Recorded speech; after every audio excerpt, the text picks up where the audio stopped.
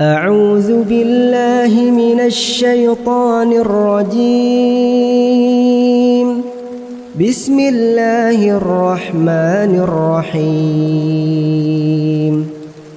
الحمد لله الذي أنزل على عبده الكتاب ولم يجعل له عوجا قيما لينذر بأسا شديدا من لدنه ويبشر المؤمنين الذين يعملون الصالحات أن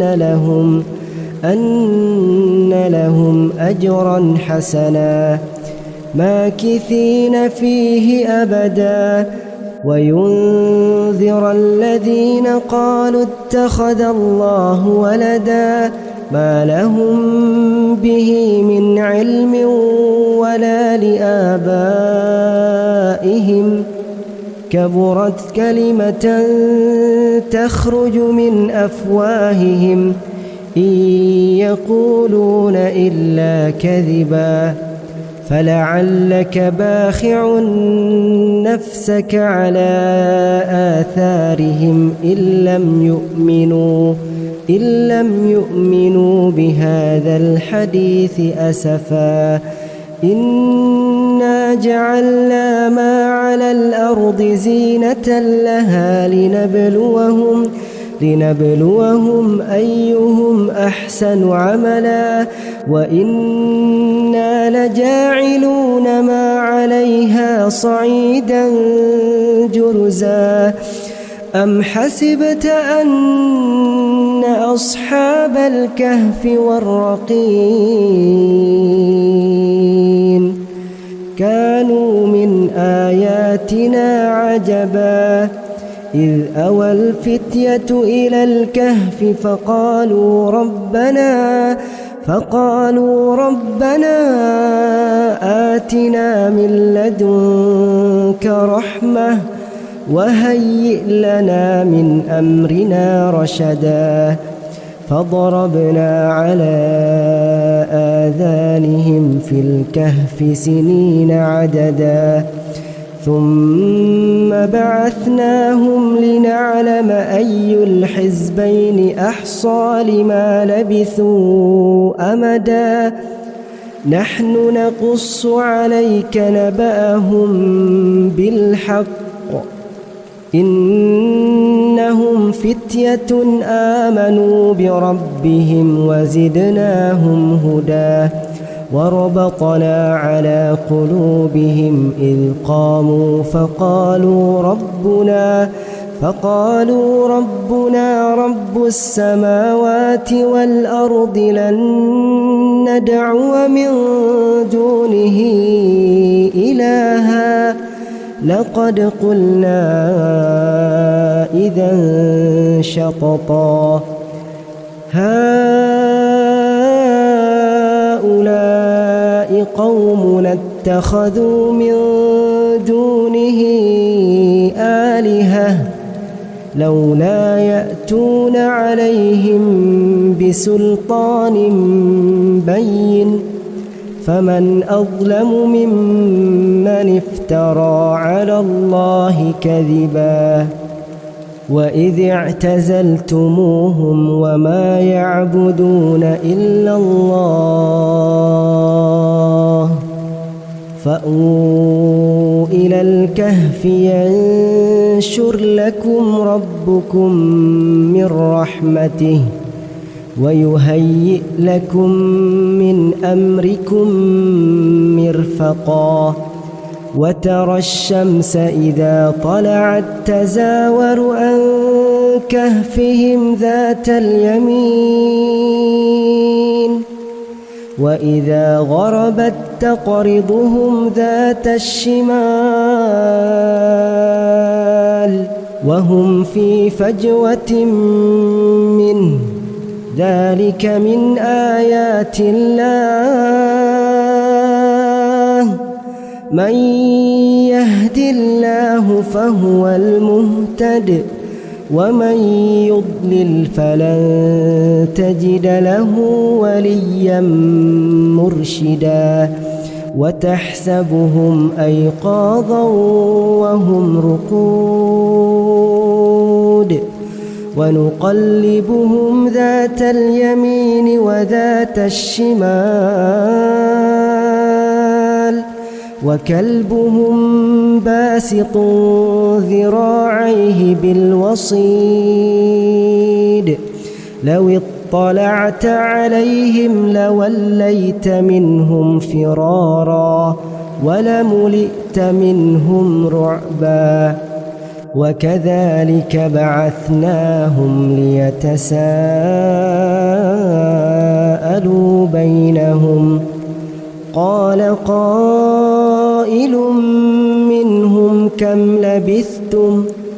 قالوا لبثنا يوما أو بعض يوم قالوا ربكم أعلم بما لبثتم فابعثوا أحدكم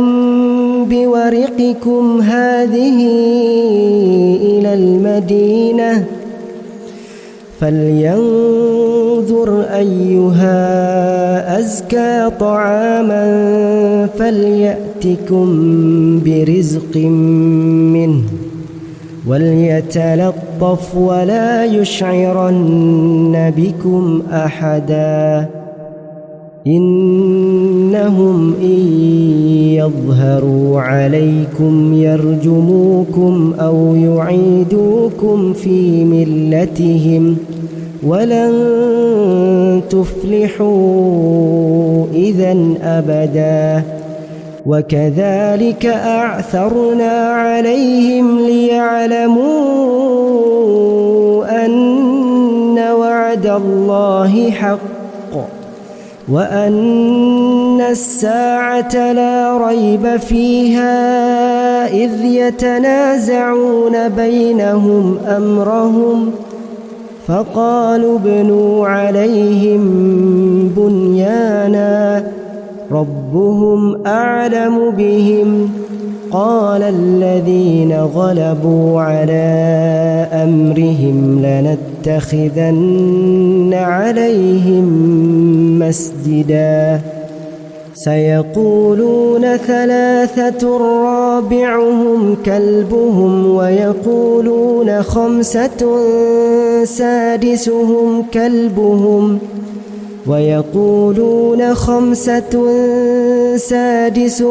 كلبهم رجما بالغيب ويقولون سبعة وثامنهم كلبهم قل ربي أعلم بعدتهم ما يعلمهم إلا قليل فلا تمار فيهم إلا مراء ظاهرا ولا تستفت فيهم منهم أحدا ولا تقولن لشيء إني فاعل ذلك غدا إلا أن يشاء الله واذكر ربك إذا نسيت وقل عسى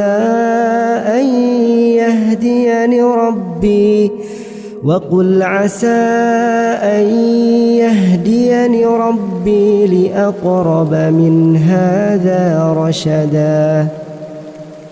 ولبثوا في كهفهم 300 سنين وازدادوا 9 قل الله أعلم بما لبثوا له غيب السماوات والأرض أبصر به وأسمع ما لهم من دونه من ولي ولا يشرك في حكمه أحدا واتل ما أوحي إليك من كتاب ربك لا مبدل لكلماته ولن تجد من دونه ملتحدا واصبر نفسك مع الذين يدعون ربهم بالغداة والعشي يريدون وجهه ولا تعد عيناك عنهم تريد زينة الحياة الدنيا ولا تطع من أغفلنا قلبه عن ذكرنا واتبع هواه وكان أمره فرطا وقل الحق من ربكم فمن شاء فليؤمن ومن شاء فليكفر إنا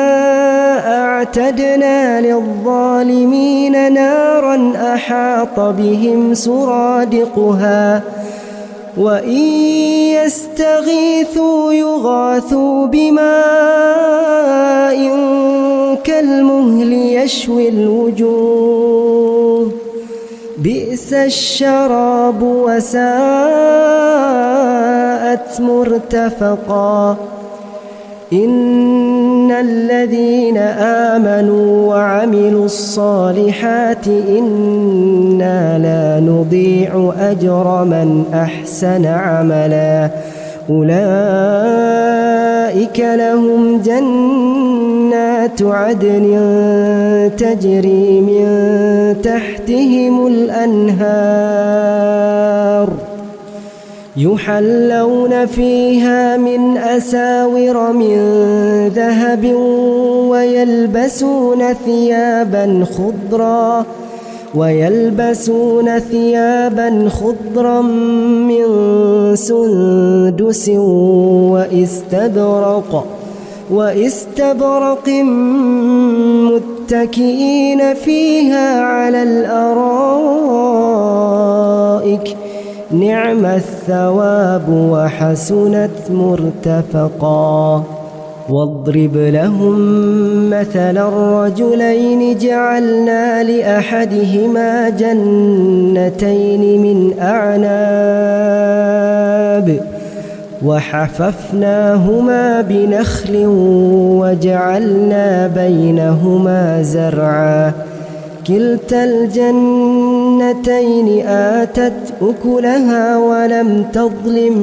منه شيئا وفجرنا خلالهما نهرا وكان له ثمر فقال لصاحبه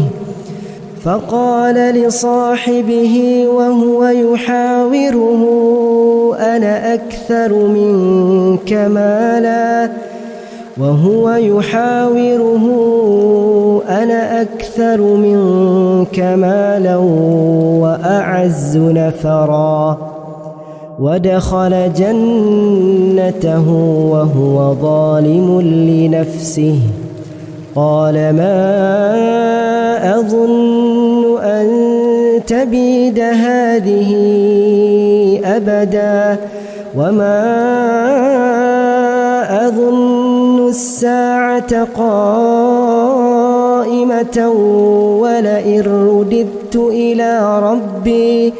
ولئن رددت إلى ربي لأجدن خيرا منها منقلبا قال له صاحبه وهو يحاوره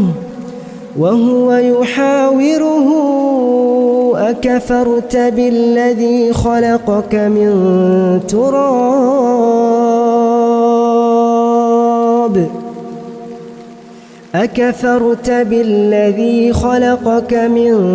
تراب ثم من نطفة ثم سواك رجلا لكن هو الله ربي ولا أشرك بربي أحدا ولولا إذ دخلت جنتك قلت ما شاء الله لا قوة إلا بالله إن ترني أنا أقل منك مالا وولدا فعسى ربي أن يؤتيني خيرا من جنتك ويرسل عليها حسبانا من السماء فتصبح صعيدا زلقا أو يصبح ماؤها غورا فلن تستطيع له طلبا وأحيط بثمره فأصبح يقلب كفيه على ما أنفق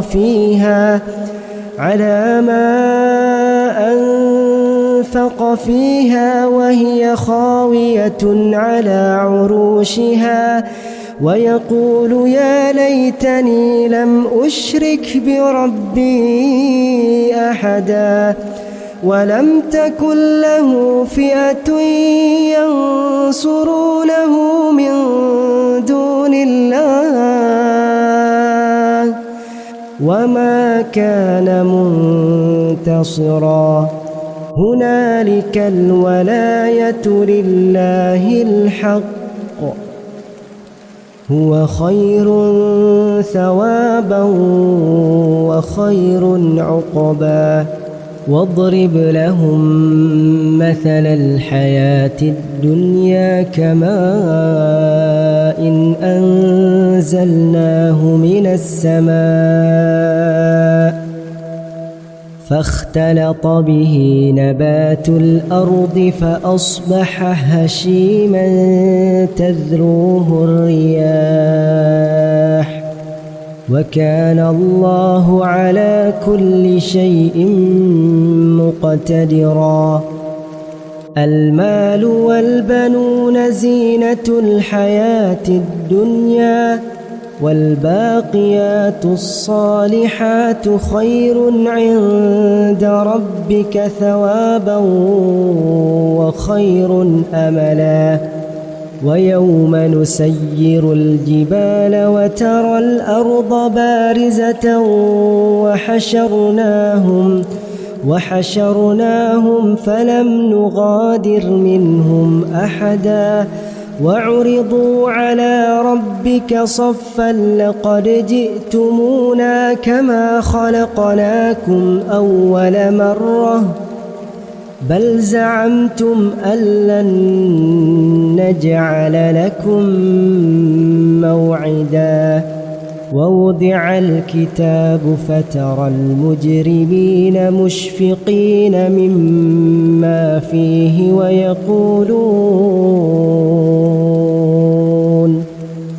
ويقولون يا ويلتنا ما لهذا الكتاب لا يغادر صغيرة ولا كبيرة إلا أحصاها ووجدوا ما عملوا حاضرا ولا يظلم ربك أحدا وإذ قلنا للملائكة اسجدوا لآدم فسجدوا إلا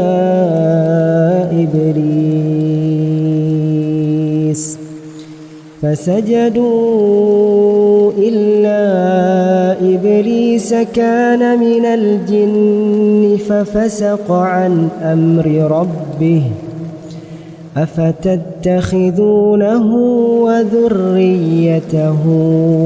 أولياء من دوني وهم لكم عدو بئس للظالمين بدلا ما أشهدتهم خلق السماوات والأرض ولا خلق أنفسهم وما كنت متخذ المضلين عضدا ويوم يقول نادوا شركائي الذين زعمتم فدعوهم فلم يستجيبوا لهم وجعلنا بينهم موبقا ورأى المجرمون النار فظنوا أنهم مواقعوها ولم يجدوا عنها مصرفا ولقد صرفنا في هذا القرآن للناس من كل مثل وكان الإنسان أكثر شيء جدلا وما منع الناس أن يؤمنوا إذ جاءهم الهدى ويستغفروا ربهم إلا أن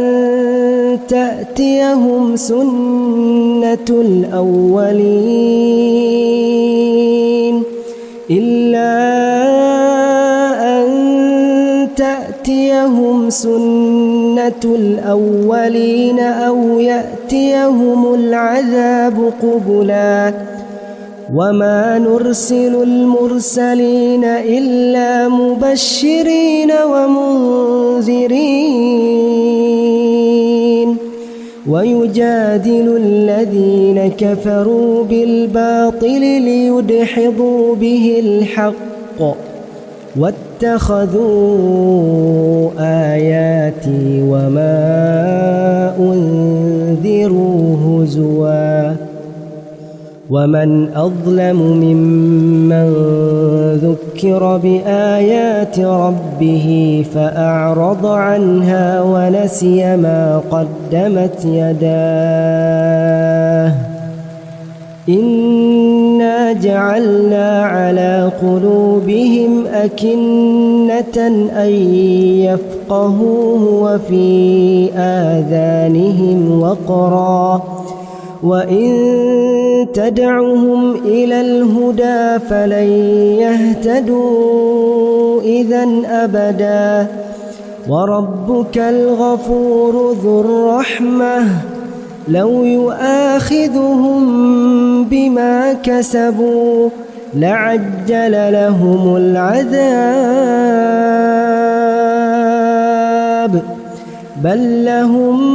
موعد لن يجدوا من دونه موئلا وتلك القرى أهلكناهم لما ظلموا وجعلنا لمهلكهم موعدا وإذ قال موسى لفتاه لا أبرح حتى أبلغ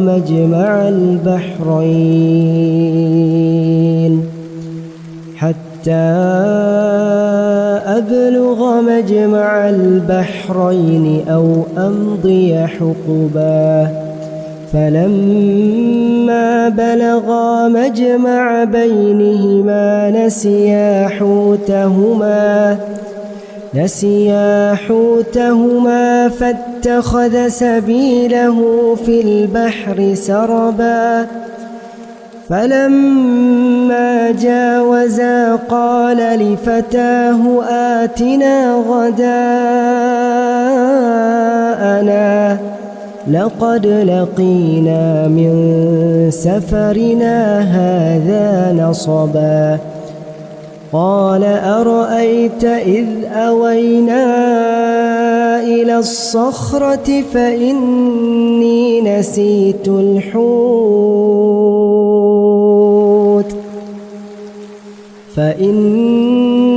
نسيت الحوت وما أنسانيه إلا الشيطان أن أذكره واتخذ سبيله في البحر عجبا قال ذلك ما كنا نبغ فارتدا على آثارهما قصصا فوجدا عبدا من عبادنا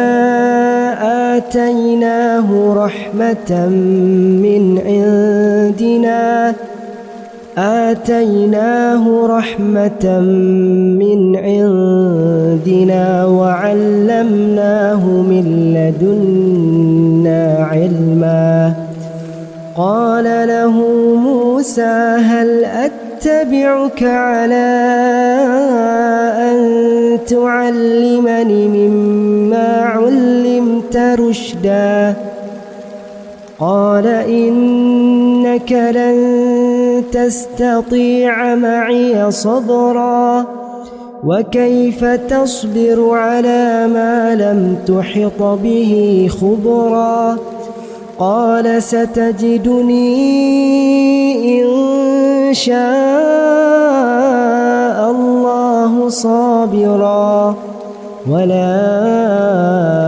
أعصي لك أمرا قال فإن اتبعتني فلا تسألني عن شيء حتى أحدث لك منه ذكرا فانطلقا حتى إذا ركبا في السفينة خرقها قالا خرقتها لتغرق أهلها لقد جئت شيئا إمرا قال ألم أقل إنك لن تستطيع معي صبرا قال لا تؤاخذني بما نسيت ولا ترهقني من أمري عسرا فانطلقا حتى إذا لقيا غلاما فقتله قال أقتلت نفسا زكية بغير نفس لقد جئت شيئا نكرا قال ألم أقل لك إنك لن تستطيع معي صبرا قال إن سألتك عن شيء بعدها فلا تصاحبني قد بلغت من لدني عذرا فانطلقا حتى إذا أتيا أهل قرية استطعما أهلها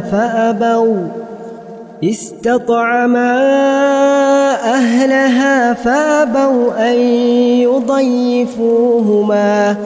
فوجدا فيها جدارا يريد أن ينقض فأقامه قال لو شئت لاتخذت عليه أجرا قال هذا فراق بيني وبينك سأنبئك بتأويل ما لم تستطع عليه صبرا أما السفينة فكانت لمساكين يعملون في البحر فأردت أن أعيبها وكان وراءهم ملك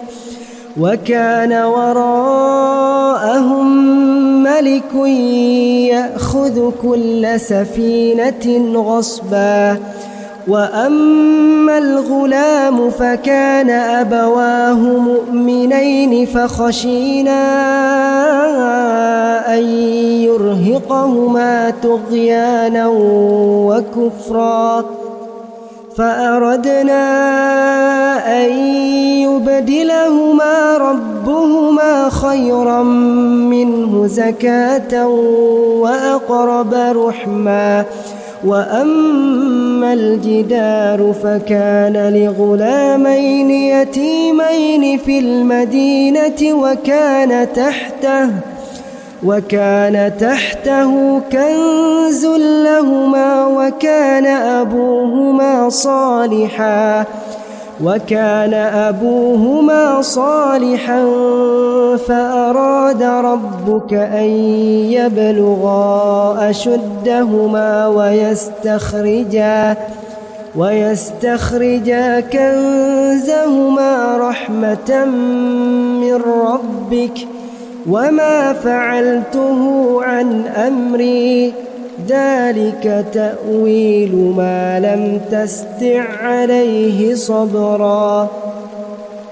ويسألونك عن ذي القرنين قل سأتلو عليكم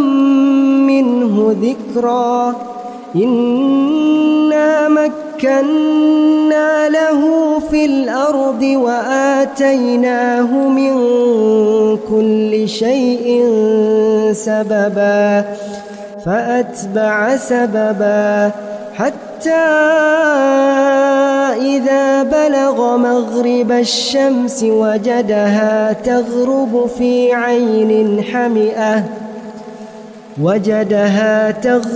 في عين حمئة ووجد عندها قوما قلنا يا ذا القرنين إما أن تعذب وإما أن تتخذ فيهم حسنا قال أما من ظلم فسوف نعذبه ثم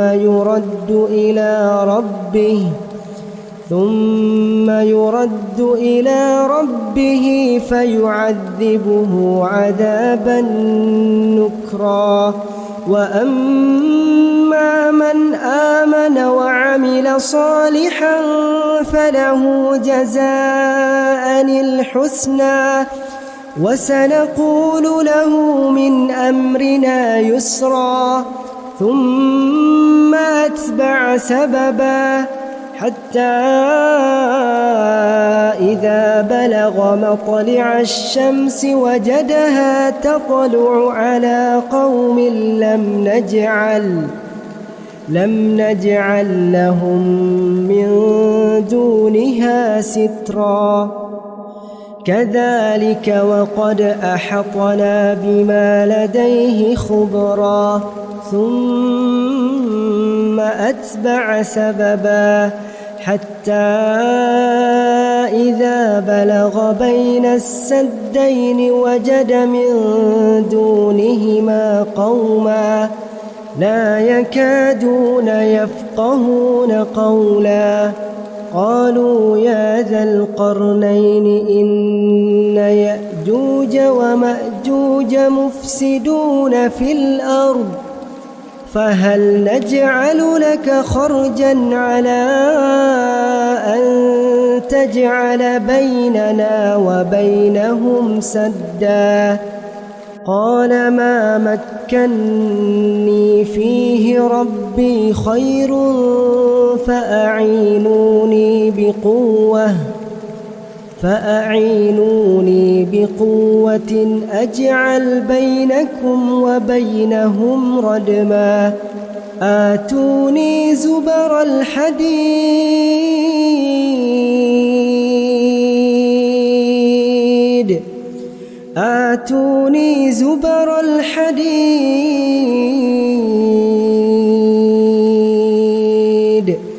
حتى إذا ساوى بين الصدفين قال انفخوا حتى إذا جعله نارا قال آتوني أفرغ عليه قطرا فما استطاعوا أن يظهروه وما استطاعوا له نقبا قال هذا رحمة من ربي فإذا جاء وعد ربي جعله دكاء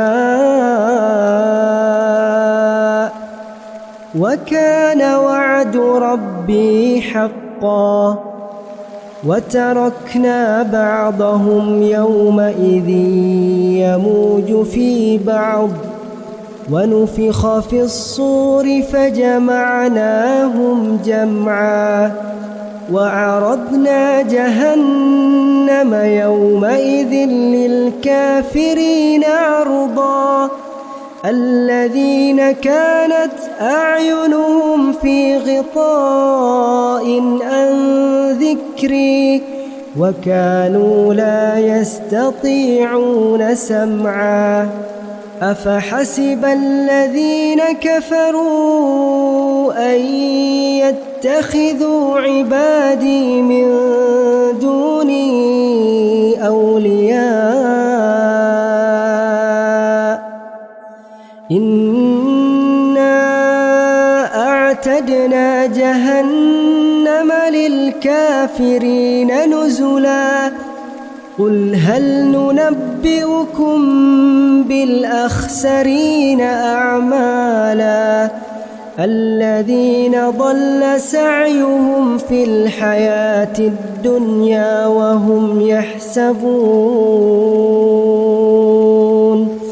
وهم يحسبون أنهم يحسنون صنعا أولئك الذين كفروا بآيات ربهم ولقائه فحبطت أعمالهم فلا نقيم لهم يوم القيامة وزنا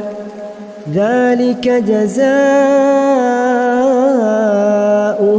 جهنم بما كفروا واتخذوا آياتي ورسلي هزوا إن الذين آمنوا وعملوا الصالحات كانت لهم جنات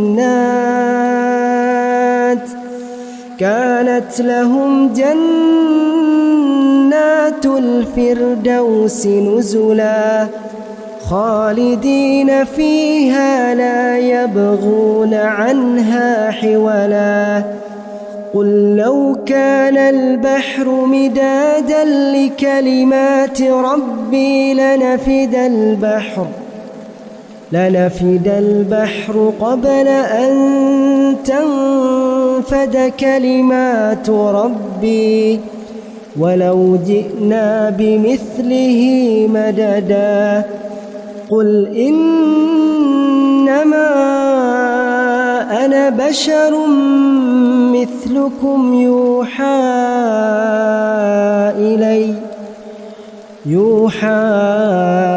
إلي أنما إلهكم إله واحد فمن كان يرجو لقاء ربه فليعمل عملا